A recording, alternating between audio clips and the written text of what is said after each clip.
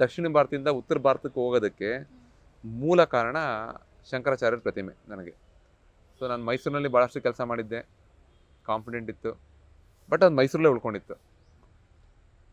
But ಶಂಕರಾಚಾರ್ಯರ ಪ್ರತಿಮೆ ಒಂದು ಅವಕಾಶ ಬರುತ್ತೆ. ಹೇಗೆ ಬರುತ್ತೆ ಅಂದರೆ, ಇದು JSW ಅವರು ಇನಿಷಿಯೇಟ್ ಮಾಡ್ತಾರೆ ಪ್ರಾಜೆಕ್ಟ್. ಇದು ಏನಂತಾರೆ, CSR ಫಂಡಲ್ಲಿ ಅಲ್ಲಿ ರೀಡೆವಲಪ್ಮೆಂಟ್ ವರ್ಕ್.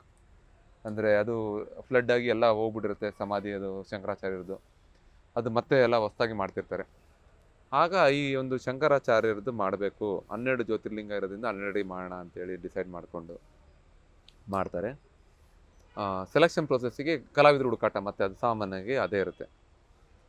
ಅದರಲ್ಲಿ ಒಂದು 5-6 ಜನ ಕಲಾವಿದರು, ಅದು ನನ್ನ ಹೆಸರು ಹೋಗುತ್ತೆ. ನನ್ನ ಹೆಸರನ್ನ ಮೋಹನ್ ಪಾಂಚಾಲನ್ ಅವರು, ಒಂದು ಆರ್ಟ್ ಕಾಲೇಜಿನ HOD, ಅವ್ರು ನನ್ನ ಹೆಸರನ್ನ JSW ಕೊಡ್ತಾರೆ. ಅಲ್ಲಿ ಅಗೈನ್ ಮತ್ತೆ ನಾನು ವರ್ಕ್ ಫೋಟೋಸ್ ಕೊಡ್ತೀನಿ.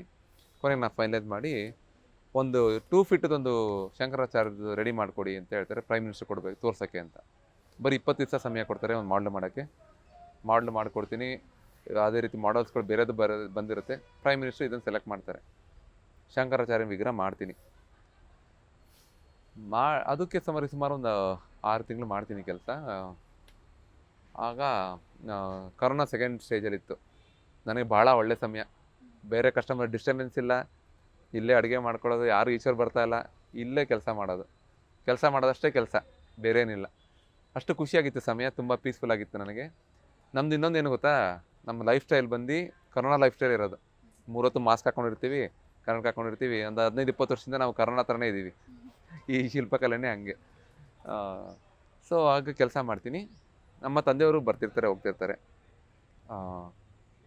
ನಾನು ನಿಮ್ಮೊಂದ್ಸಲ ಹೇಳಿದೆ, ಯಾವಾಗ ಕೆಲಸ ವಿಗ್ರಹ ಮಾಡಿದ್ರು ನಮ್ಮ ತಂದೆ ಚೆನ್ನಾಗಿ ಮಾಡ್ತಿದ್ರು, ಹೇಗಾದರೂ ಮಾಡಿರೋ ಒಂದು ಅಪ್ರಿಷಿಯೇಷನ್ ತೊಗೋಬೇಕು ಅಂತ. ನನಗೆ ಏನಾಗುತ್ತೆ, ಈ ಒಂದು ಶಂಕರಾಚಾರ್ಯರದ್ದು ದೊಡ್ಡ ವಿಗ್ರಹ ರೆಡಿ ಆಗುತ್ತೆ. ಒಬ್ಬರು ಕಾರ್ಪೊರೇಟ್ರ್ ಕೈಲಿ ಸನ್ಮಾನ ಮಾಡಿಸ್ಕೊಂಡ್ಬಿಡ್ತೀನಿ ನಾನು.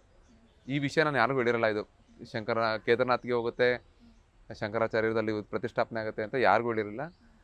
ನಮ್ಮ ಪರಿಚಯದ ಒಬ್ಬರು ಕಾರ್ಪೊರೇಟ್ರಿಗೆ ಹೆಂಗೋ ವಿಷಯ ಗೊತ್ತಾಗ್ಬಿಟ್ಟು ಬಂದು ಸನ್ಮಾನ ಮಾಡಿಬಿಡ್ತಾರೆ ನನಗೆ.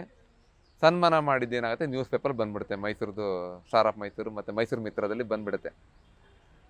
ಆಗ ಬಂದುಬಿಡ್ತಾರೆ. ನಾನು ಅಂದ್ಕೊಂಡೆ ಇದೆಲ್ಲೂ ಹೇಳ್ಬೇಡಿ ಅಂತ ಹೇಳಿರ್ತಾರೆ ನನಗಿದೆಲ್ಲ.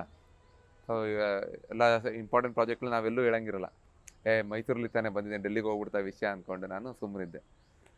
ಅದೇನಾಗೋಯ್ತು, ಈ ವಿಷಯ ಗೊತ್ತಾಗಿ ನಮ್ಮ ಭಾನುಪ್ರಕಾಶ್ ಶರ್ಮಾ ಸರ್ ಏನು ಮಾಡಿದ್ದಾರೆ, ಮೈಸೂರಿಗೆ ಬಂದು ವಿಗ್ರಹಕ್ಕೆ ಪೂಜೆಗೆ ಅಂತ ಬಂದುಬಿಟ್ಟಿದ್ದಾರೆ ಇಲ್ಲಿ. ಅವ್ರಿಗೆ ಯಾಕಂದರೆ ಶಂಕರಾಚಾರ್ಯರದು ಎಲ್ಲ ಅವರ ದೇವರ, ನಮ್ಮೆಲ್ಲರ ದೇವರ, ಆದ್ದರಿಂದ ಅವರು ಕುತೂಹಲಕ್ಕೆ ಬಂದುಬಿಟ್ಟಿದ್ದಾರೆ. ಬಂದು ಏನು ಮಾಡಿದ್ದಾರೆ, ವಿಗ್ರಹದನ್ನು ಒಂದು ಸಣ್ಣದಾಗಿ ನೋಡೋದಕ್ಕೆ ಬಂದಿದ್ದಾರೆ. ನಾನು ಬ್ಯಾಗ್ನ ತೊಗೊಂಡು ಬರ್ತೀನಿ ಕೆಲಸಕ್ಕೆ, ನೋಡಿದ್ರೆ ಇವ್ರು ಬಂದುಬಿಟ್ಟಿದ್ದಾರೆ. ಆಯ್ತು ಸ್ವಾಮಿ ಬಂದಿದ್ದಾರೆ, ಬನ್ನಿ ಅಂತೇಳಿ ಅವ್ರ ಜೊತೆ ಕೆಲವು ಸಮಯ ಕಳಿತೀನಿ. ಅವರು ಒಂದು ವಿಡಿಯೋ ಮಾಡ್ಕೊತಾರೆ.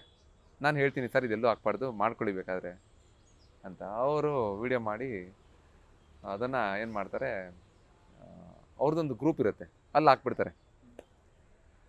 ಆ ಗ್ರೂಪಲ್ಲಿ ಹಾಕಿದ ಕೂಡಲೇ ಅಲ್ಲಿ ಜನ ಎಲ್ಲ ಏನು ಮಾಡ್ತಾರೆ, ಅಯ್ಯೋ ಶಂಕರಾಚಾರ್ಯರದು ಕೇದಾರ್ನಾಥ್ಗೆ ಹೋಗೋದು, ಅಲ್ಲಿಗೆಲ್ಲ ಹೋಗೋಕ್ಕಾಗಲ್ಲಪ್ಪ, ಇಲ್ಲೇ ನೋಡ್ಬೇಡ ಅಂತ ಜನ ಬರೋಕ್ಕೆ ಶುರು ಆಗ್ಬಿಡ್ತಾರೆ. ಇದನ್ನ ಏನು ಮಾಡ್ತಾರೆ, ನಮ್ಮ ಮೋಹನ್ ದಾಸ್ ಪೈ ಅವರು ರೀಟ್ವೀಟ್ ಮಾಡಿಬಿಡ್ತಾರೆ.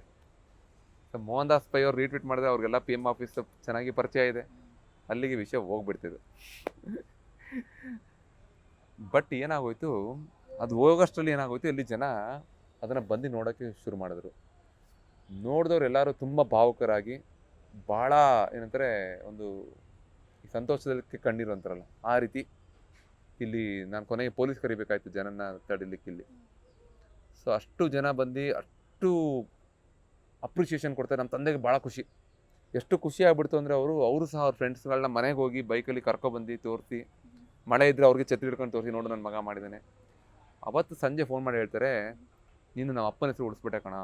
ಎದುರುಗೇಳಕ್ಕೆ ಅವ್ರಿಗೂ ಒಂಥರ ಸಂಕಟ, ಎದುರುಗೇಳಕ್ಕೂ ಅವ್ರಿಗೂ ಇಲ್ಲ. ನೀನು ಅಷ್ಟು ಚೆನ್ನಾಗಿ ಮಾಡಿದೆ, ನಮ್ಮ ಅಪ್ಪನಿಗಿಂತ ಚೆನ್ನಾಗಿ ಮಾಡಿದೆ ಬಿಡು, ನಿಮ್ಮ ತಾತನಿಗಿಂತ ಚೆನ್ನಾಗಿ ಮಾಡಿದೆ, ನೀನು ಅವ್ರ ಹೆಸರು ಉಳಿಸ್ಬಿಟ್ಟೆ ಬಿಡು ಅಂತ ಫೋನ್ ಮಾಡಿ ಅಳಕ್ಕೆ ಶುರು ಆಗ್ಬಿಡ್ತಾರೆ. ನಮ್ಮಮ್ಮ ಹಿಂದೆ ಬೈತಾರೆ, ಸುಮ್ಮನಿರ್ರಿ, ಹಾರ್ಟ್ ಅಟ್ಯಾಕ್ ಆಗ್ಬಿಟ್ಟದು ನಿಮಗೆ, ಎಲ್ಲ ಮಾಡಿಬಿಡಿ, ಸುಮ್ಮನಿರ್ರಿ ಅಂತ ಹೇಳ್ತಾರೆ. ಅಷ್ಟು ಜನ ಬಂದು ನೋಡಿದ ಖುಷಿ ನೋಡೇ ಅವರು ತುಂಬ ಖುಷಿ ಆಗ್ಬಿಟ್ರು. ನಾನು ಪ್ರತಿಷ್ಠಾಪನೆ ಅದು ಕೂರ್ಸೋಕ್ಕೆ ಅಂತ ಹೋಗ್ತೀವಿ, ಅದು ಚಿನುಕ್ ಹೆಲಿಕಾಪ್ಟರ್ ಇರುತ್ತೆ ಇಂಡಿಯನ್ ಏರ್ಫೋರ್ಸಿಂದ. ಅದು ನಮ್ಮದು ಇಂಡಿಯಾದಲ್ಲೇ ತುಂಬ ತೂಕ ಎತ್ತಬಲ್ಲ ಹೆಲಿಕಾಪ್ಟರ್ ಅದು. ಅದನ್ನು ಕೊಟ್ಟಿರ್ತಾರೆ ನಮಗೆ. ಅದ್ರ ಜೊತೆ ನಾವು ಕೋಆರ್ಡಿನೇಟ್ ಮಾಡಿಕೊಂಡು ಕಲ್ಲು ಹೇಗೆ ಬೆಲ್ಟ್ ಹಾಕಬೇಕು ಎಲ್ಲ ನಾವು ಹೋಗ್ಬೇಕಿರುತ್ತೆ. ಹೋಗೋ ಟೈಮಲ್ಲಿ ಏನಾಗುತ್ತೆ, ಅಪ್ಪನಿಗೆ ಆಕ್ಸಿಡೆಂಟ್ ಆಗಿ ICUಗೆ ಹೊರಟೋಗ್ತಾರೆ. ಸೊ ನಾನು ರಿಷಿಕೇಶಲ್ಲಿ ಇರ್ತೀನಿ, ಈ ವಿಷಯ ಗೊತ್ತಾಗುತ್ತೆ. ನಾನು ಮಾಡ್ತೀನಿ, ಮತ್ತೆ ಬಂದುಬಿಡ್ತೀನಿ ಅರ್ಧಕ್ಕೆ ವಾಪಸ್. ನೀವು ಹೋಗಿ ಅಪ್ಪಂಗೆ ICUಲಿದ್ದಾರೆ, ಹೆಡ್ ಇಂಜುರಿ ಆಗಿದೆ ಸ್ವಲ್ಪ ಅಂದ್ಬಿಟ್ಟು ನಾನು ವಾಪಸ್ ಬರ್ತೀನಿ. ಒಂದು 5 ದಿವಸ ICUಲಿದ್ದು ಹಾರ್ಟ್ ಅಟ್ಯಾಕ್ ಆಗಿ ತೀರೋಗ್ಬಿಡ್ತಾರೆ ಅವರು. ಸೊ ತೀರೋಗ್ಬಿಡ್ತಾರಲ್ಲ, ನಾನು ಎಷ್ಟು ಸಂಕಟ. ಯಾಕಂದರೆ ಆ ಒಂದು ನೋಡಿ, ಅವ್ರು ಹಂಗೆ ಮಾಡಿದ್ದಕ್ಕೆ ಜನ ಆ ಸಮಯದಲ್ಲಿ ಬಂದು ಖುಷಿ ಪಟ್ರಲ್ವ. ಆಗ ಯಾರು ನಮ್ಮ ಭಾನುಪ್ರಕಾಶ್ ಶರ್ಮಾ ಅವ್ರು ಮಾಡಿದ್ದಕ್ಕೆ ನಮ್ಮ ತಂದೆ ನೋಡಿದ್ರು ಅಟ್ಲೀಸ್ಟ್ ಅಷ್ಟು ಖುಷಿ ಏನಾದರೂ. ಇಡೀ ನಮ್ಮ ದೇಶನೇ ಖುಷಿ ಪಡ್ತಿದೆ ಅವತ್ತು, ನನ್ನ ಬಗ್ಗೆ ಹೊಗಳ್ತಿದ್ದಾರೆ. ನಮ್ಮ ತಂದೆ ಇಲ್ಲ, ಬಟ್ ಅದು ಮಾಡಿದ್ದು ದೇವರು ನೋಡಿ ನಮ್ಮ ತಂದೆಗೆ ಖುಷಿ ತೋರ್ಸೋಕ್ಕೇ ಮೋಸ್ಟ್ಲಿ ಅದೊಂದು ಮಾಡಿಸ್ಕೊಂಡಿದ್ದಾರೆ. ಅದಕ್ಕೆ ಒಂದೊಂದ್ಸಲ ಆಗೋದೆಲ್ಲ ಒಳ್ಳೇದಕ್ಕೆ ಅಂತೀವಲ್ಲ, ಹಂಗೆ ರಿಷಿಕೇಶಿಂದ ಬರ್ತೀನಿ. ಅವ್ರ ICUಲಿ ಒಂದು 5 ವರ್ಷ ಇದ್ದು ನಾವು ಅವ್ರನ್ನ ಕಳ್ಕೊಂಡ್ಬಿಡ್ತೀನಿ. 11 ದಿವಸದ ಕಾರ್ಯಕ್ರಮ ಇರುತ್ತೆ, ಬಟ್ ನಾನು ಅದನ್ನ ಬಿಟ್ಟು ಇನ್ಸ್ಟಾಲೇಷನ್ಗೆ ಹೊಡ್ತೀನಿ. ನಂಗೆ ಇಮಿಡಿಯೇಟಾಗಿ ಕಾಲ್ ಬರುತ್ತೆ, ಅವ್ರ ಟೈಮ್ ಜಾಸ್ತಿ ಇದಾಗ್ತಾ ಇದೆ, ಗೊತ್ತು ಈ ಸಮಯ ನಿಮಗೆ, ಬಟ್ ಬನ್ನಿ ಅಂತ ಹೇಳ್ತಾರೆ. ನಾನು ತಂದೆ ಕಾರ್ಯನ ಬಿಟ್ಟು ನನಗಂತ ಒಂದು ಪ್ರೈವೇಟ್ ಜೆಟ್ನ ಅರೇಂಜ್ ಮಾಡಿರ್ತಾರೆ. ಇಮಿಡಿಯೇಟಾಗಿ ನಾನು ಅಲ್ಲಿ ತಲುಪ್ತೀನಿ. ಅಲ್ಲಿಗೆ ತಲುಪಿ ಅದನ್ನು ಇನಾಗ್ರೇಟ್ ಆಗುತ್ತೆ. ಇಡೀ ದೇಶನೇ ಖುಷಿ ಪಡ್ತಿರುತ್ತೆ. ನನಗೆ ಮಾತ್ರ ಒಳಗೆ ಸಂಕಟನೇ ಅದು ಯಾವಾಗಲೂ ಆಗುತ್ತೆ. ನೇತಾಜಿ ಸುಭಾಷ್ ಚಂದ್ರ ಬೋಸ್ ಮಾಡಿದಾಗ ನಾನು ಇನ್ನೂ ಅನ್ಸು ನಮ್ಮ ತಂದೆ ಇಲ್ಲಲ್ಲಪ್ಪ ನೋಡೋಕ್ಕೆ. ರಾಮ್ಲಲ್ಲ ಮಾಡಿದ್ರೆ ಮೋಸ್ಟ್ಲಿ ನಮ್ಮ ತಂದೆ ಇದ್ರು ಖುಷಿ ಪಡ್ತಿದ್ರು. ಸೊ ಅದೇನದ ಹೇಳಿದ್ನಲ್ಲ ನಿಮಗೆ, ದೇವರು ಈ ವಯಸ್ಸಿಗೆ ಎಲ್ಲ ಕೊಟ್ಬಿಟ್ಟಿದೆ ನನಗೆ. ಏನೋ ಗೊತ್ತಿಲ್ಲ, ಮರ್ತಿ ಏನೋ ಕೊಟ್ಟಿದ್ದೇನೋ ಗೊತ್ತಿಲ್ಲ ನನಗೆ. ದೇವರು ಈ ಸಣ್ಣ ವಯಸ್ಸಿಗೆ ಇವನಿಗೆಲ್ಲ ಕೊಟ್ಬಿಟ್ಟಿದ್ದೀನಲ್ಲ ಇವನಿಗೆ ಅಂಥೇಳಿ ನನಗೆ ತುಂಬ ಇಷ್ಟವಾದನ್ನ ಅವರು ತೊಗೊಂಡ್ಬಿಟ್ರು. ಸೊ ಹಂಗೆ ದೇವರು ನಿಮ್ಮನ್ನಷ್ಟೇ ಒಂದು ಸಮತೋಲನದಲ್ಲಿ ಅವರೇ ಇಡ್ತಾರೆ. ಅವ್ರದ್ದೇ ಅದು ಲೆಕ್ಕಾಚಾರ ಇರುತ್ತೆ, ನಮ್ಮದೊಂದು ಲೆಕ್ಕಾಚಾರ, ಕೊಟ್ಟ ಮೇಲೆ ಇನ್ನೊಂದೇನೋ ಲೆಕ್ಕಾಚಾರ ಇರುತ್ತೆ. ಆ ರೀತಿ ಆಗಿ ಶಂಕರಾಚಾರ್ಯರದು ನನಗೊಂಥರ ಮರೆಯಲಾಗದ ಒಂದು ಪ್ರಾಜೆಕ್ಟ್. ಒಂದೊಂದ್ಸಲ ಏನಾಗ್ತಿತ್ತು, ನಾನು ತುಂಬ ನೈಟೆಲ್ಲ ಕೆಲಸ ಮಾಡ್ತಿದ್ದೆ. ಅದು 12 ಅಡಿದೆಲ್ಲ ತುಂಬ ದೊಡ್ಡದಿದೆ. ಬೆಳಗ್ಗೆ ಮತ್ತೆ ಜಲ್ದಿ ಬರ್ತಿದ್ದೆ ಕೆಲಸ. ನಾನು ಬರೋಕ್ಕೂ ಮುಂಚೆ ನಮ್ಮ ತಂದೆ ಬಂದುಬಿಡ್ತಿದ್ರು. ಬಂದುಬಿಟ್ಟು ಅವ್ರಿಗೆಲ್ಲ ಎಟಕ್ಸ್ದು ಅಲ್ಲಿ ಮಾಡ್ತಿದ್ರು. ಎಟಕ್ಸ್ತಿರೋ ಕಡೆ ಏನು ಮಾಡಿದ್ದಾರೆ, ಒಂದು ಪ್ಲಾಸ್ಟಿಕ್ದು ಉದ್ದ ಕಡ್ಡಿ ಇಟ್ಕೊಂಡ್ಬಿಟ್ಟಿದ್ದಾರೆ. ಆ ಕಡ್ಡಿ ನಮ್ಮ ಕೆಲಸ, ನಮ್ಮ ಇಲ್ಲೇ ಇರ್ತಾರೆ ಕೆಲಸ, ಅವ್ರನ್ನ ಅಲ್ಲಿ ನೋಡ, ಅಲ್ಲಿ ಮಾಡ, ಸರಿ ಮಾಡ, ಇಲ್ಲಿ ಮಾಡ, ಆ ಕಡ್ಡಿಲಿ ತೋರಿಸ್ಬಿಟ್ಟು ಸರಿ ಮಾಡ. ನಾನು ಅಣ್ಣ ಅಂತ ಕರೆದ ಅಪ್ಪನ. ಯಾಕೆ ನೀನು ಸುಮ್ಮನೆ ತೊಂದರೆ ತೊಗೊತಿದ್ಯಾ, ನಾನು ಮಾಡ್ತೀನಿ ಬಿಡು, ನೀನು ಬಿಡೋ, ನೀನು ರಾತ್ರಿ ಎಲ್ಲ ಕಷ್ಟಪಟ್ಟಿದ್ಯಾ ಬಿಡೋ, ನನ್ನ ಕೈ ಎಷ್ಟಾದ್ರು ಮಾಡಿಸ್ತೀನಿ. ಸೊ ಯಾಕಂದ್ರೆ ಅಷ್ಟು ದೊಡ್ಡ ಜಾಗಕ್ಕೆ ಹೋಗ್ತಿದೆ. ನಮ್ಮ ಮನೆತನಕ್ಕೆ ಸಿಕ್ಕ ಒಂದು ದೊಡ್ಡ ನಂತರ ಹೌದು 12 ಜ್ಯೋತಿರ್ಲಿಂಗದಲ್ಲಿ ಒಂದು ಕೇದಾರ್ನಾಥ್. ನಾವು ಭಾರತೀಯರಾಗಿ ಹುಟ್ಟಿದ ಮೇಲೆ ಹೋಗ್ಬೇಕಾದ ಸ್ಥಳ ಅದು. ಸೊ ಅಂಥ ಜಾಗದಲ್ಲಿ ಸಿಗ್ತಿದೆ ಅಂದಮೇಲೆ ಅವ್ರಿಗೂ ಒಂದು ಖುಷಿ. ಹೇಗೋ ಅವ್ರು ಆಗ್ಲ ಅಂತ ಸ್ಪಂದಿಸ್ತಿದ್ರು ಬಂದು.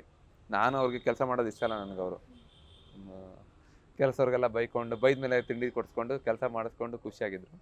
ಸೊ ಅದೇ ಮೆಮೊರಿ, ಅದು ವಿಡಿಯೋಸ್ ಇಟ್ಕೊಂಡಿದ್ದೀನಿ ನಾನು. ಅದು ಅವರು ಬಂದಿದ್ದನ್ನು ಸೇವ್ ಮಾಡಿ ಇಟ್ಕೊಂಡಿದ್ದೀನಿ. ಸೊ ಇದು ಶಂಕರಾಚಾರ್ಯದ ಕತೆ ನಂದು ಮತ್ತು ಶಂಕರಾಚಾರ್ಯರ ಮಧ್ಯೆ ಇಂಟ್ರ್ಯಾಕ್ಷನ್. ಅಂದರೆ ಅಲ್ಲೂ ಹಾಗೇನೆ ನಾವು ಅಲ್ಲಿ ಇನ್ನೊಂದು ಮರ್ತೆ ನಾನು. ತುಂಬ ಚಾಲೆಂಜಿಂಗ್ ಜಾಬ್ ಏನು ಗೊತ್ತಾ ಶಂಕರಾಚಾರ್ಯರದು?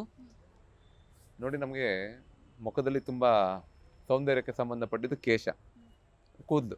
ನಮಗೆ ಕೂದಲಿಲ್ಲ, ಕೂದಲ ಮೇಲೆ ಇಲ್ಲದೇ ಇರೋ ಕೂದಲ ಮೇಲೆ ಅವರು ಶಲ್ಯ ಹಾಕೊತಾರೆ. ಇದರಲ್ಲಿ ನಮಗೆ ಡಿವಿನಿಟಿ ತರಬೇಕು ಫೇಸಲ್ಲಿ.